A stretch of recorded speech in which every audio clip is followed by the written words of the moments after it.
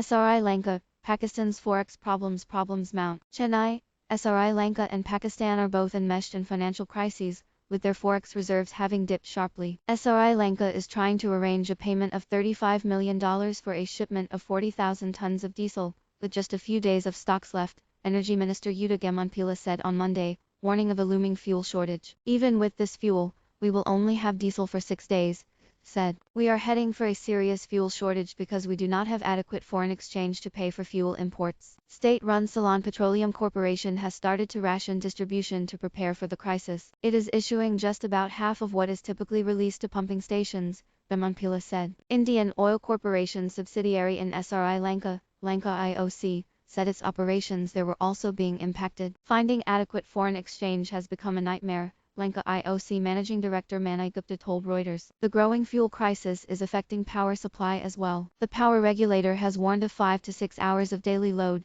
shedding over the next few days unless the situation improves. Sri Lanka's forex reserves have fallen since President Gotabaya Rajapaksa took office in 2019 from $7.5 billion at the time to $3.1 billion at the end of December 2021. The financial crisis was in part brought on by the pandemic, and the loss of tourism along with it. The crisis can also be attributed to high government spending and debt repayments to China. It collectively owes about $6.9 billion to China, Japan and India. It is facing its worst economic crisis in years. It said on Tuesday that it was open to discussions with the International Monetary Fund and other multilateral lenders for assistance. In Pakistan, Prime Minister Imran Khan's government is considering a proposal to borrow gold biscuits and bars from the public to increase the country's forex reserves. Pakistan has taken over $5 billion in loans in the past 3 months from bilateral and multilateral creditors. It took a $3 billion loan from Saudi Arabia and received another $1 billion from the IMF. But still its forex reserves have not stabilized due to lower exports